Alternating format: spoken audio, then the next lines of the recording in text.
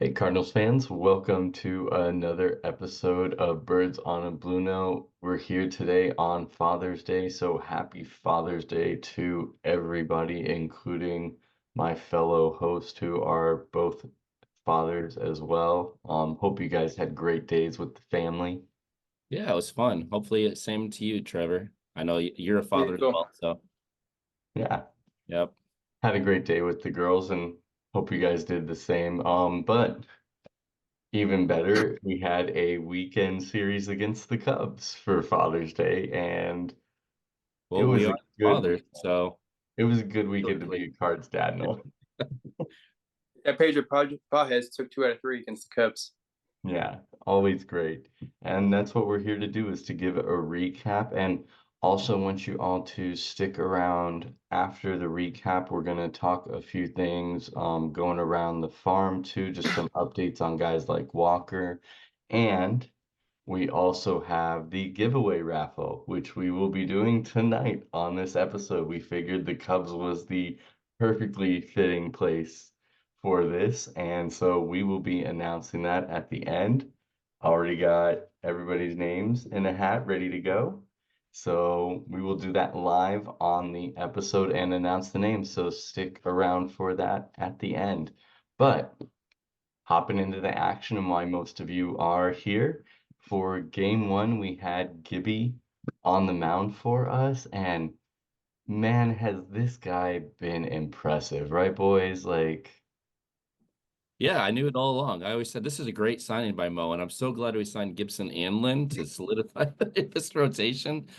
Um, yeah, no, but seriously, yeah, he's been incredible. The guy's a quality start machine. 7 more innings, yeah. shutout ball today, game one. Against the Cubs, which I mean, super impressive. Like he had command of the zone the whole game too. He only walked one person, 2 hits, 6 strikeouts. Uh, I'll let you keep talking about the game, but yeah, he's been super impressive.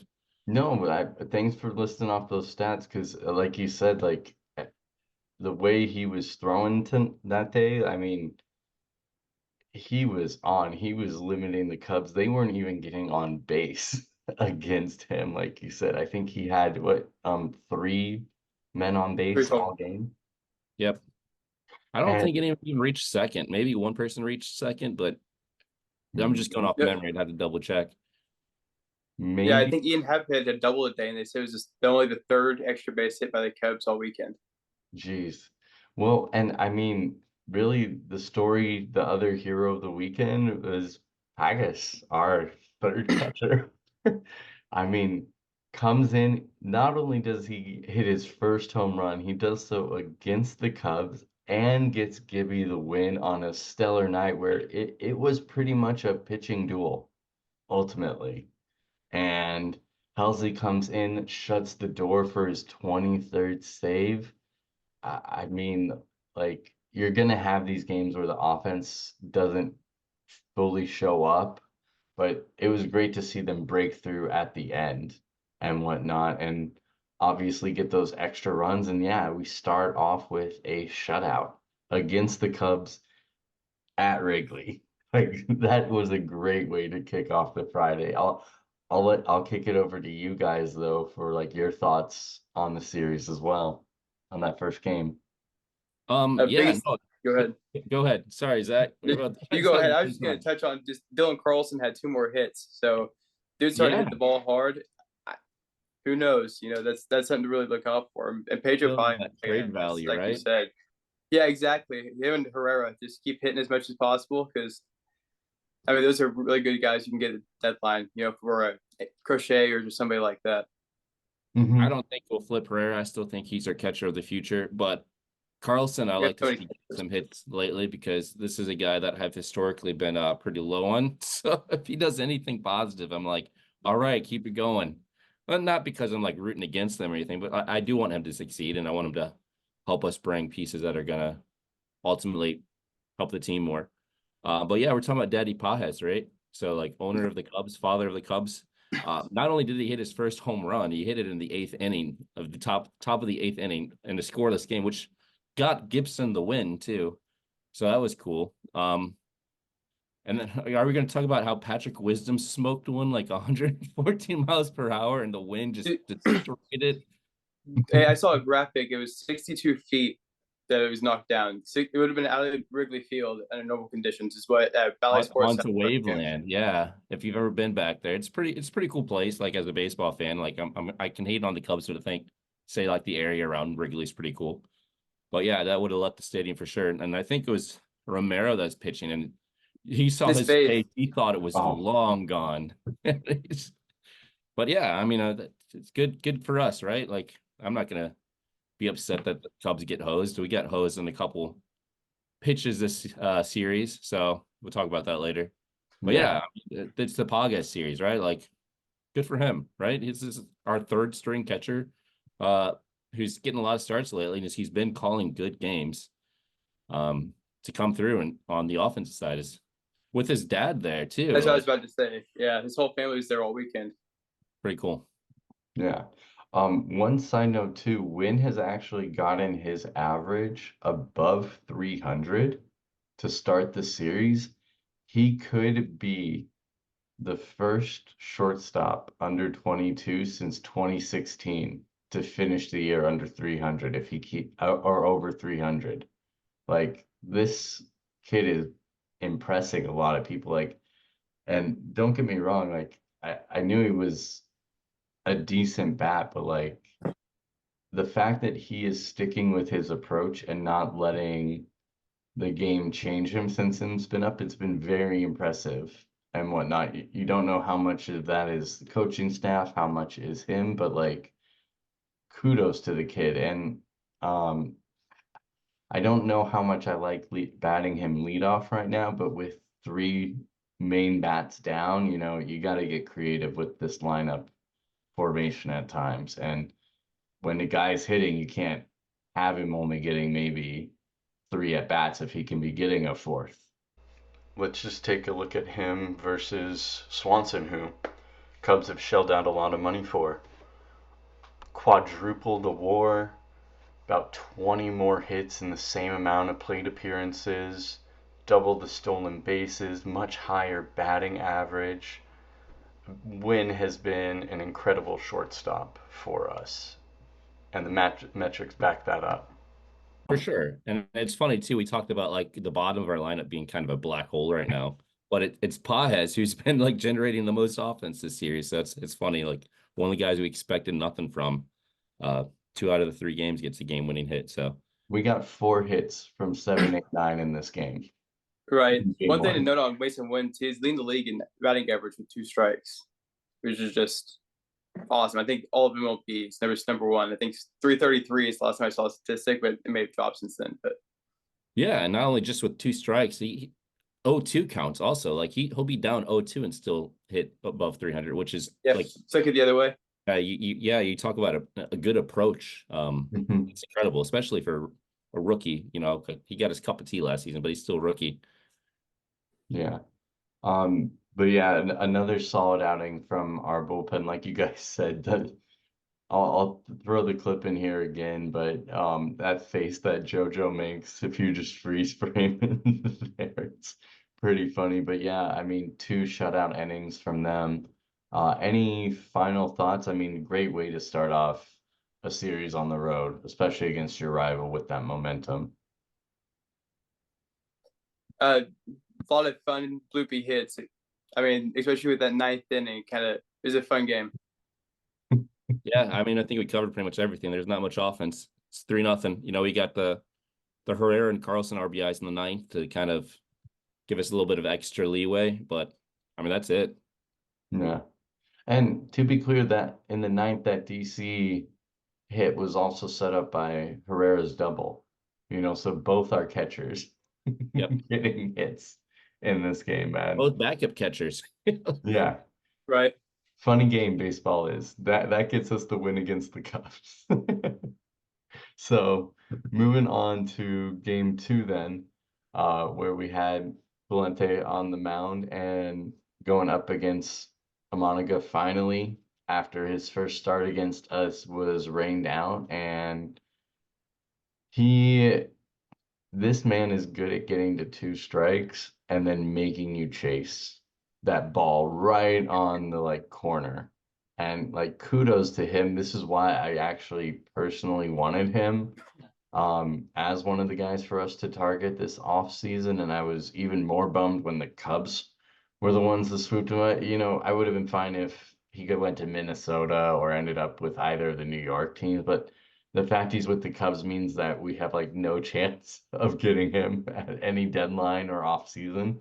They're not going to trade him to us, but um Palente was actually doing pretty well matching him, and then finally gets into a little bit of trouble there in the fourth, and Ollie just pulls him.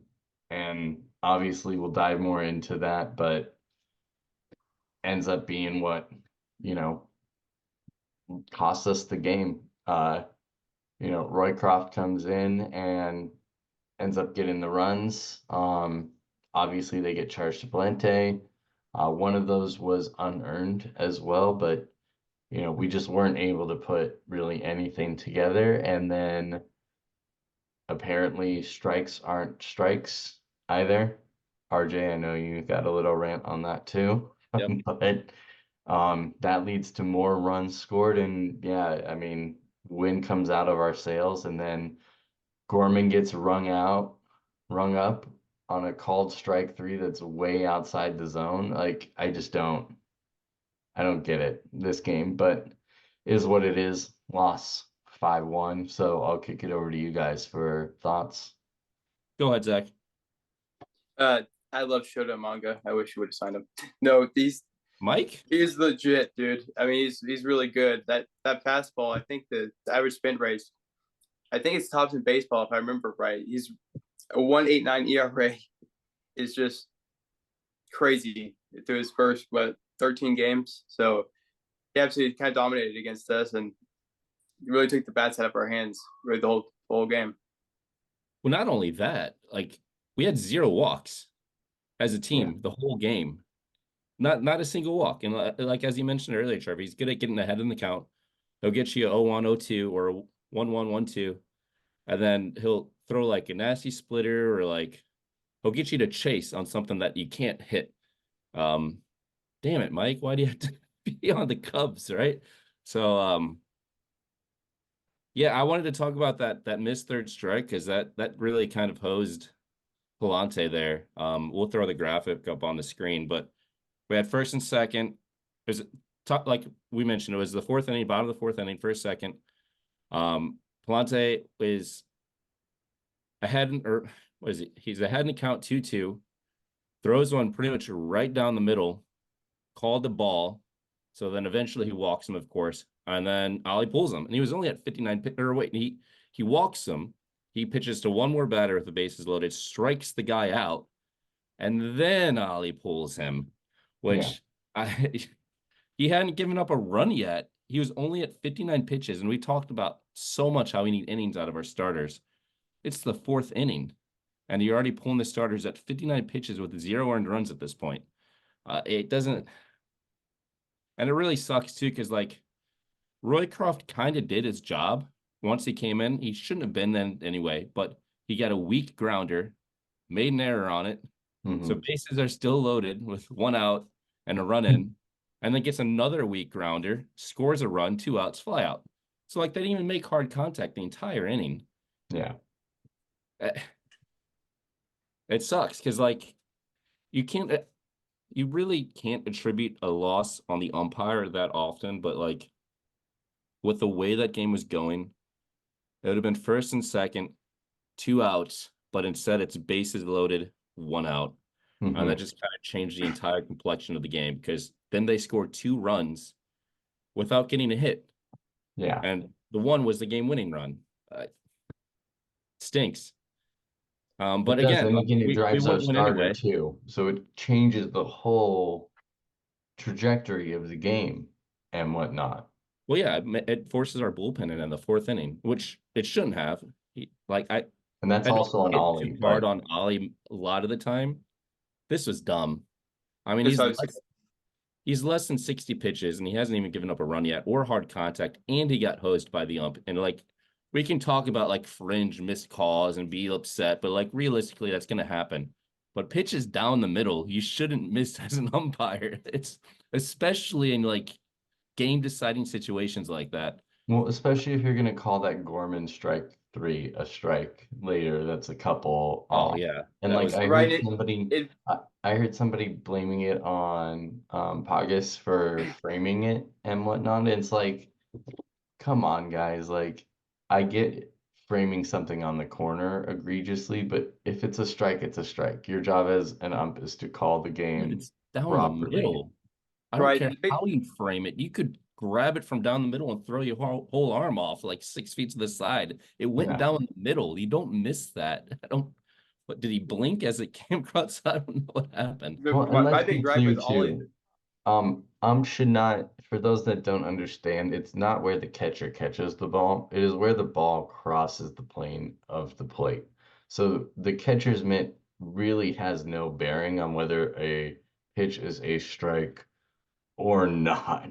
It's where it crosses. By the time it's already gotten into the catcher's mitt, it can be way the fuck outside and still have been a strike on one of those like weird chasing splitters or something, you know? right. So I hate when umps do allow, that sort of thing to affect that. Because again, like you said, RJ, you and I have both umped. I don't know how you miss a call that's right down the middle of the plate and then like not make it up the next call on like even if it's an egregious ball, like call Yeah, it it a And my changes big the strike. thing whole with inning. Changes the whole inning. It forced and Palante out of the game early, and it forced Roycroft in early. And it Hmm. shouldn't have happened either way. Like I said, it's more on Ollie for not trusting his guy to get through it. that's But what I was about to say, dude. You can't take the ball out of the pitcher's hand and not give him a chance to at least get through the inning. I mean, now he Both things pitched can be true three. though, guys. Both things can be true. It they can both be Ollie's they both fault and are. it can also be the ump essentially putting Yeah, it in that situation where again but it's you can't take the ball out of your pitcher's hands and like not give him a chance to get out of it in the third inning. Now he just took a loss on a game that he had no control to even get out of a situation that was out of his control. I mean, you got to trust in your guy there. That's I agree. It's If you're weird gonna too lose the because game, you're gonna yeah. lose the game at that point. I don't know why you waste your bullpen on it. exactly. Why would you wait another batter then though? Like what's the point of like waiting another batter? Because he struck out the next guy. So it's just really weird how that went down. Because it's not like, if he would have pitched to the next batter and walked him too, maybe, then that would have been three legitimate walks that inning. Then I can understand, hey, he's lost it. But he struck out the next guy. So it My guess is Ollie being as green as he is, he got worried. He called the bullpen for somebody to get up, and he had made his mind already. No matter what happened, he was pulling Palente, and it just took time for Roycroft to get warm and come in. yeah, That's I mean all I that can think probably of. makes the most sense in that situation because Because Roycroft's not ready to come in the fourth. Like having relieved, like you start stretching and getting ready towards like the fifth and the sixth, because you might be getting called up and whatnot, and then you start throwing, and then you come on in. So like he's not ready in the fourth at all. None of the guys in the bullpen are. They're not expecting that call. It's why it also sucks and why they give you more time to warm up if there's an injury to a player and whatnot, and because it's you weird don't have too. that.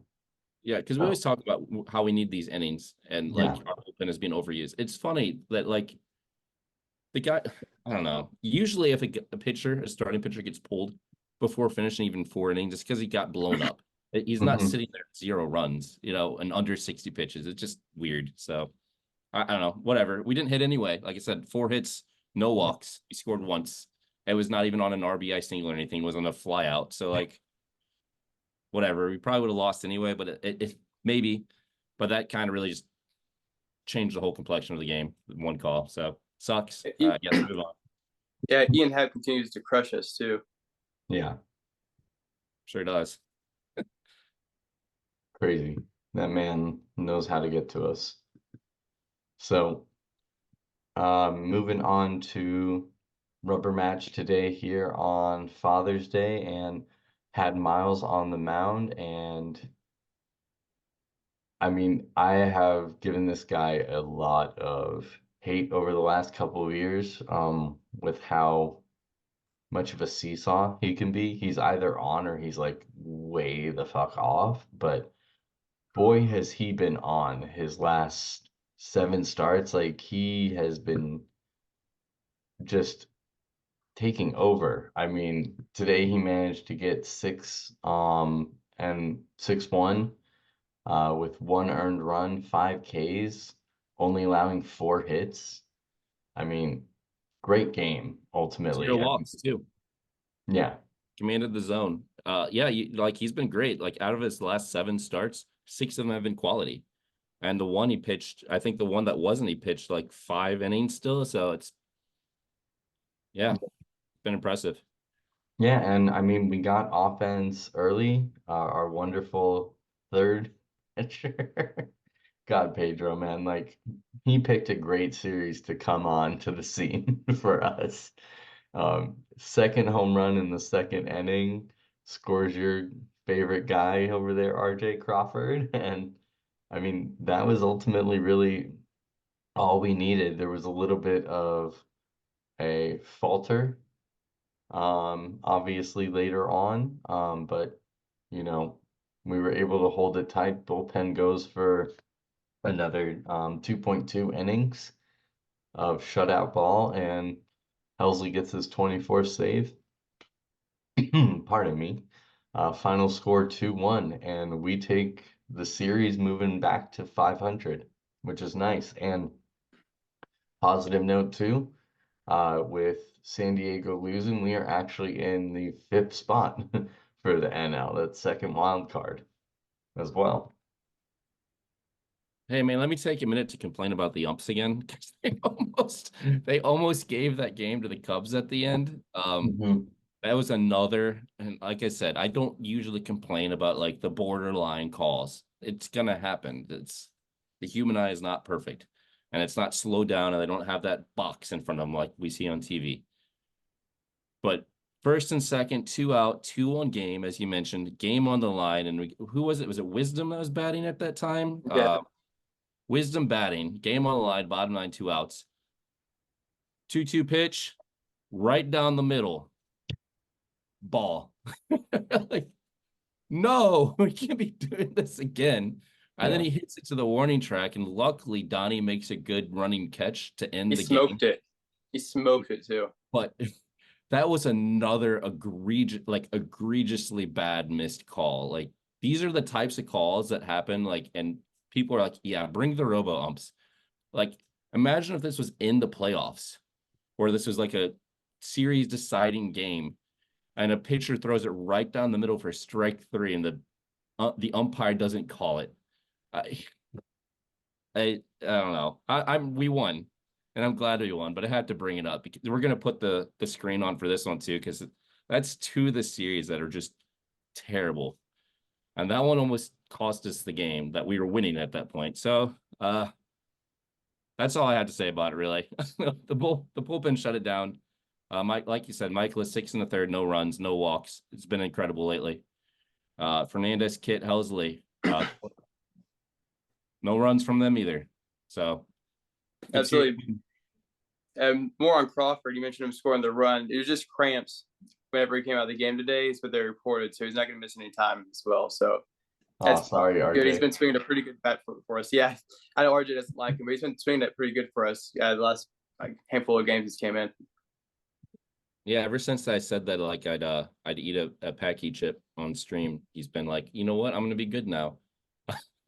All the motivation I needed.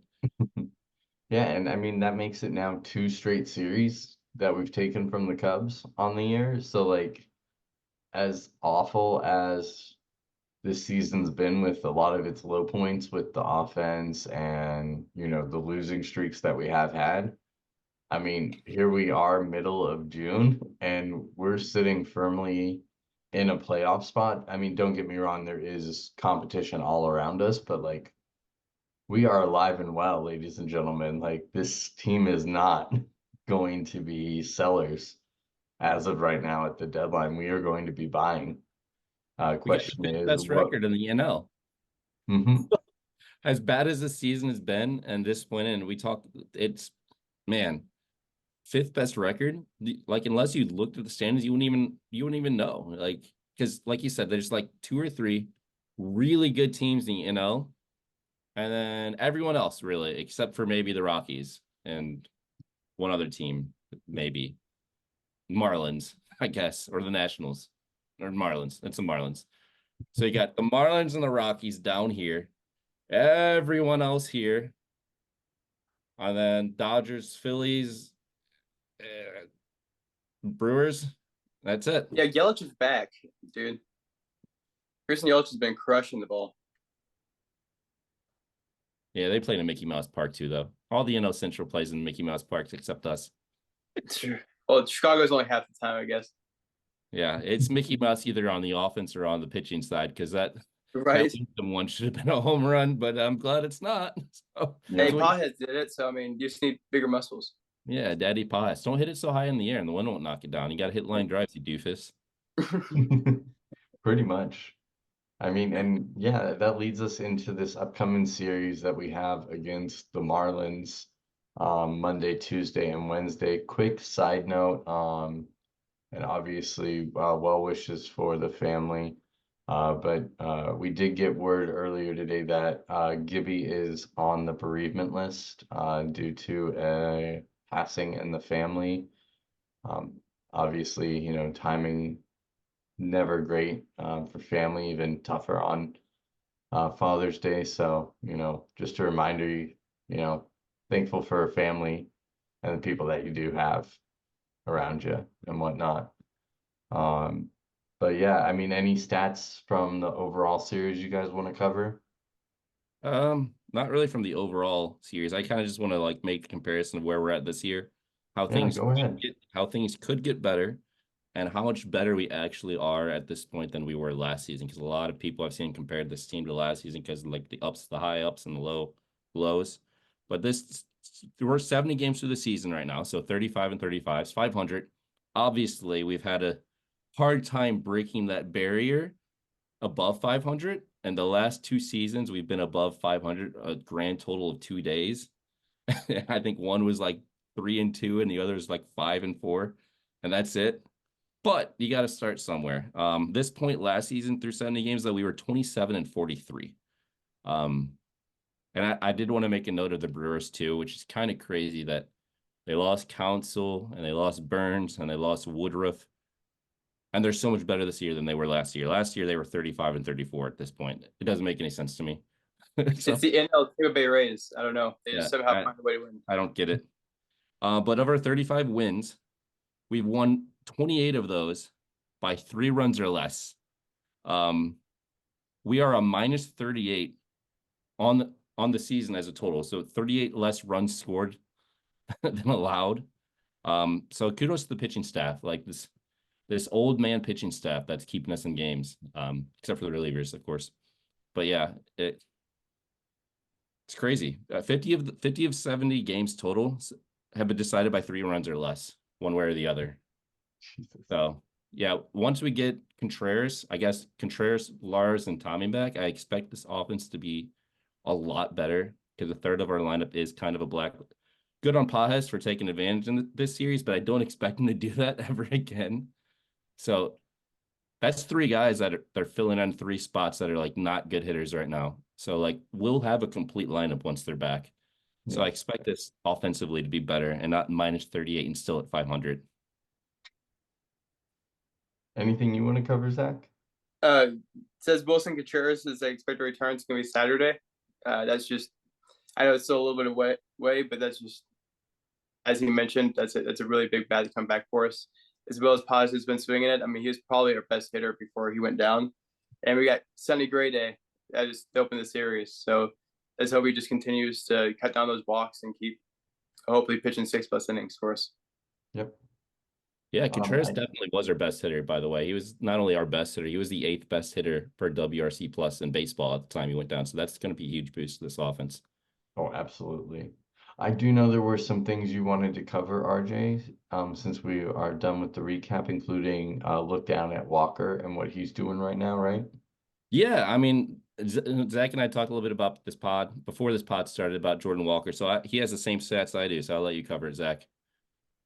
We can pull it up real quick. Yeah, the last 36 at bats, 48% swing spot and a 44% hard hit percentage. Only 16% K with 13% walk ratio. So he's been smoking the ball. He's been getting the ball up in the air a lot more. He's been doing it consistently and using that power a lot more as well. So it's exactly what you want to see.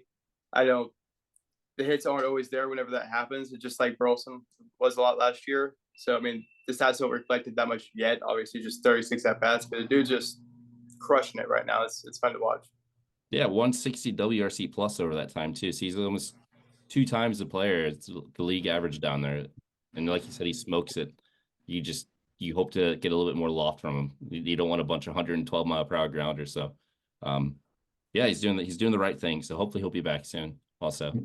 Yeah, and like you guys said, it seems he is finding that more consistent launch angle at this time. So, I mean, there's no reason to really rush him right now. We've got the good thing going up in the majors, so let him take the time, keep the pressure off and whatnot, and figure this thing out. So whenever that is, we're happy to have him back. We'll welcome him back with open arms. So, this kid's going to be something special. So I'm just happy to sit and wait until he figures it out, however long that takes. Well, the great development too from this, and I don't think people have actually really touched on this at all. So I'm going to pat myself on the back for taking credit on talking about this. If Walker does not struggle, and I'm not saying I want him to struggle, Burleson probably doesn't get every day at bats like he is right now playing in right field. And because he's gotten that, he has really shown like how good of a player he is. This is a former top 100 prospect also, and he's taken advantage of the opportunities he's got. I read it off last week, so the stats probably won't hold as much. I can go through all my notes here as I write down on paper like a dork. But at the time last week, he's fourth in NL and four. He's eighth in home runs. He's fourth in home run percentage, ninth in WRC plus among qualified outfielders. Now we know, like, once Walker comes back, Burleson is not going to move out of this lineup. He's going to play every day, and he's really taking advantage of this chance to like show what he's got. So it's kind of cool. It worked out a little bit. Mm-hmm. But like now that we know that they can both do it, once Walker is going, we're gonna have a really strong like middle core with them two, and then Gorman, and then Wynn for the foreseeable future. If everybody's healthy, an overflow of outfielders and catchers, honestly, on the major league roster, because it's hard to send down Herrera, it's hard to send down Pages, and then you got Edmund. I mean, I know Ciani's probably gonna go by way, but just DFA Crawford, bro. Yeah, for sure, dude. But I mean, we need a backup shortstop as well. That's only going to keep Fermin that can play anything else. I guess Tommy Edman could just be super utility, but who's going to play center field except for Newt? Yep. It's a good problem to have, having that depth, ultimately. Right. People will get injured. But any final things you guys want to cover before we do this quick raffle and finally get a winner for that mystery box of RJs? Yeah, the pitching really quick. I did want to touch on the pitching as a whole for the series. 5 earned runs in 27 innings. So the staff had a 1.66 ERA against the Cubs in Wrigley, which, as we all know, is a hitter's Mickey Mouse bandbox park. So I'm gonna make fun of it all the time. That park, it's cool, it's historic, but it feels like a minor league field. So good on them, right? 5 earned runs for 27 innings is mighty impressive, especially in a hitter's park like that. And I know we kind of got saved at the same time in a couple of those swings, but we also didn't allow too many of those opportunities in the first place. So, well, and again, we're playing in the same park, so we're having to deal with the same dimensions, and Pedro got it out, so it was possible. Exactly. So, all right, perfect. So then let's go ahead. Let's show everybody what we're playing for again. Obviously, the main get in this is going to be that autograph ball that somebody's going to get. That's going to be from a Cards Hall of Famer that could also be in the National Hall of Fame. You get that bobblehead, replica World Series ring, vintage cards, packs of cards, and some Chesterfield baseball card gift certificates. So total value $100 that he paid for it. Yeah, or more. It depends on the auto, right? So I don't know who it is. I've then Oh, typed in that was home. just your spent value. That wasn't the actual Yeah, value. yeah. All right, so got all of our names in here. Let's go ahead and pick a winner here.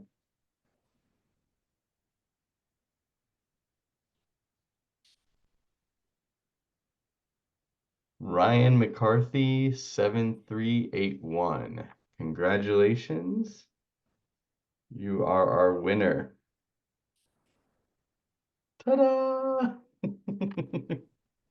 Yay. Way to go, Ryan. Go ahead. We will try reaching out to you as we can through YouTube, but feel free to reach out to us and we will get a way for you to contact us. And yeah, we'll get you over this wonderful gift. So yeah, that Kind of is cool you it. just got a name too, right? It was one of those easy to read usernames. Right. I'm guessing it's Ryan McCarthy who won, just to guess. Yeah, not would have been a real bummer if it was like XC21Z468389. Oh, there were some fun ones in here that were like Uh, totally yeah, crazy. Yeah. Like, I mean, I got like just letters on this one, letters and numbers. So, Yep. It's those YouTube names that are auto-generated when you don't feel like filling it out yourself. oh yeah, yeah. yeah, that would suck too, because sometimes people wouldn't even know that was them. They'd be like, "Oh, it's good for that guy." Yeah, right. Had to do another drawing. All right, Ryan McCarthy, make sure you comment on this, or you can send us a message or whatever. Just figure out a way to talk That's on to X. our Yeah, community on Yep, or Twitter. if you are in Bleacher, post on our community as well. We'll have a video post up there. So, yeah, that'll actually do it for this episode of Birds on a Blue Note. So, thank you all for joining us. And I yeah, have one final note, Trevor. I'm sorry before we lose. yeah. Whoever Ryan McCarthy, send us pictures of what's in here because I want to know. So please do that so we can post in our next video. Yes, because we have not opened this, so we actually don't know everything you're getting. So we would love to see it. But yeah, that'll do it for us tonight. Thank you guys, Zach, RJ, for joining me. Have a great rest of the weekend, and we will see you guys all after the Marlins series. Take care. Happy Father's Day, everybody.